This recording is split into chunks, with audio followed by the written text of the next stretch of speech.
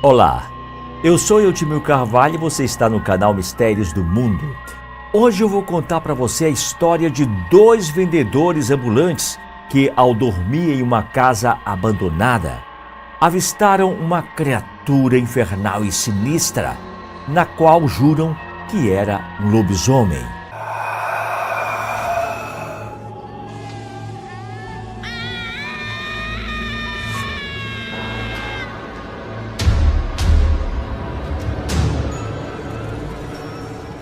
O meu nome é Silva Andrade, sou comerciante, tenho um caminhão-baú e trabalho nas pequenas cidades e nos povoados, vendendo de porta em porta confecções e utilidades domésticas como panelas, talheres, travesseiros, toalhas e mais uma variedade de produtos no crediário e também à vista. Devido à pandemia no ano de 2000, em muitas cidades do interior nordestino, esse tipo de atividade foi proibida por decretos municipais. Muita gente que trabalhava nesse ramo de serviço ficou parado, sem poder colocar o pão na mesa e nem pagar as contas que se acumulava. Pois a gente, em muitas situações, não podíamos sequer entrar nessas cidades. Mas para tentar sobreviver, eu tive que trabalhar na clandestinidade. Viajava geralmente à noite e por estradas vicinais de terra batida e cascalho sem iluminação. Por que não dizer sem nenhum movimento? Além disso, ao invés de trabalhar na sede dos municípios, eu ficava vendendo minhas mercadorias nas zonas rurais, nos distritos dos povoados. Foi assim durante todo o semestre de 2020 e boa parte de 2021.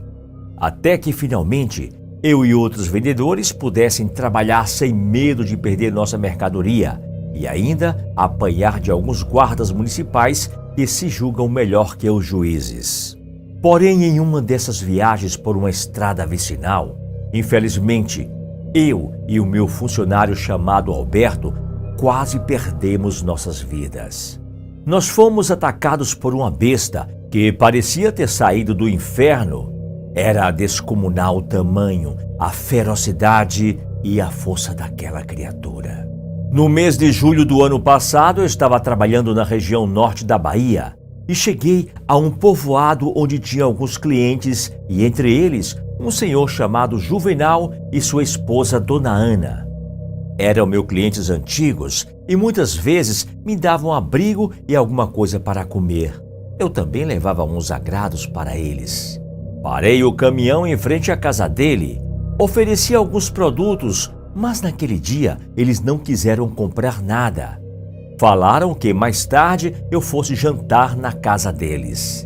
Em seguida, saí para fazer algumas cobranças e tentar vender alguns produtos ali mesmo no povoado. Por volta das 5 horas da tarde, eu voltei. Nessa hora, Dona Ana convidou a gente para entrar, tomar um refresco e descansar um pouco. Enquanto a gente descansava e dava um dedo de prosa, parou um carro em frente à casa do seu Juvenal. Quando eu olhei, eram 2 guardas municipais alegando que a gente teria que sair dali, pois era a ordem do prefeito. Seu Juvenal saiu na porta e, muito zangado, falou: "Vai tu e o prefeito para o inferno, aquele filho de uma quenga não manda na minha casa. O rapaz pode ficar aqui até a hora que ele quiser. Agora, se vocês são machos, bota o pé aqui para dentro do meu terreiro, filho de uma égua, teus puxa-saco." Eu percebi que o clima era bem tenso e, para piorar, seu Juvenal foi para o fundo da casa e saiu com uma espingarda e um facão na mão. Os guardas municipais tentaram argumentar dizendo que estavam cumprindo ordens.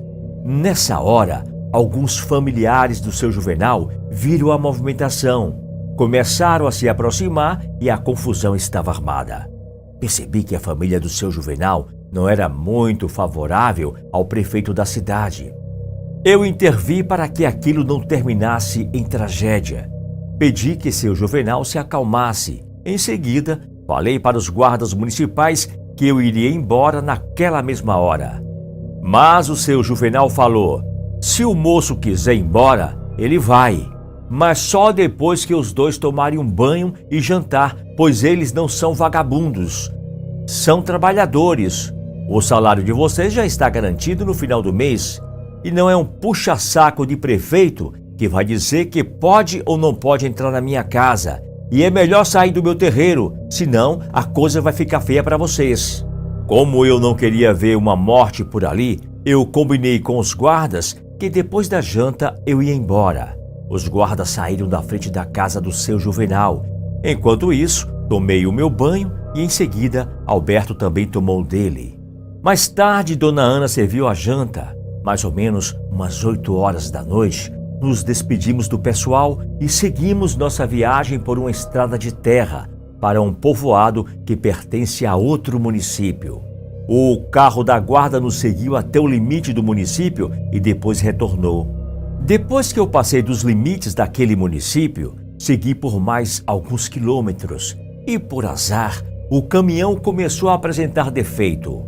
Como não tinha nenhum povoado ali perto, dificilmente passaria algum carro ou moto naquele fim de mundo.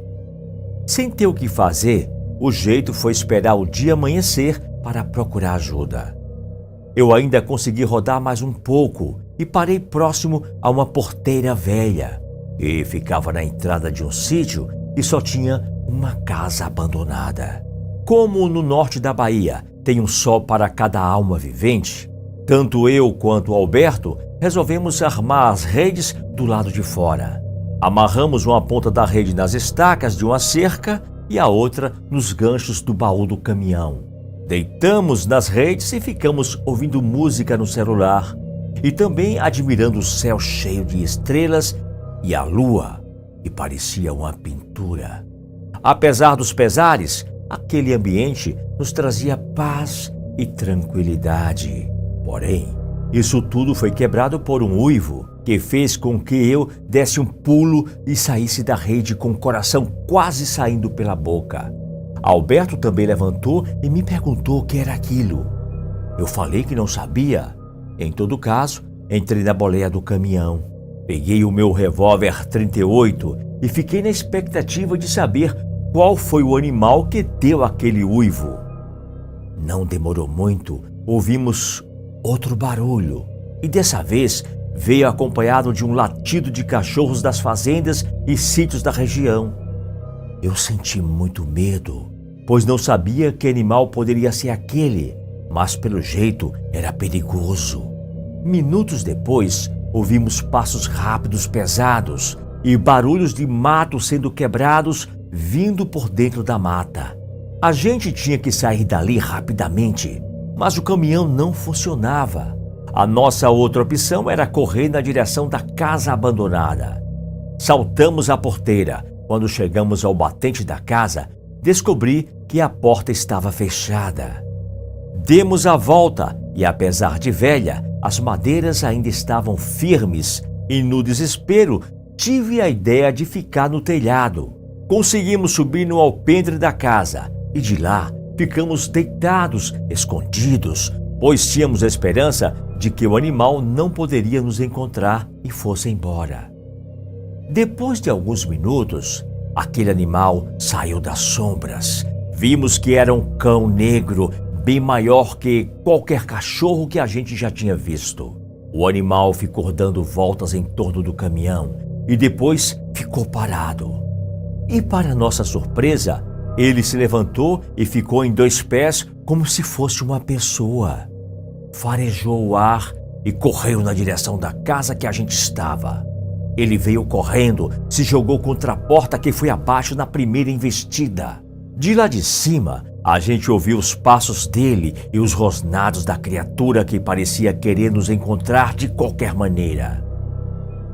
Ficamos lá no telhado da casa. Aos poucos, o animal saiu de lá lentamente, farejando tudo, e ficou parado no terreiro. Depois disso, olhou para cima em nossa direção.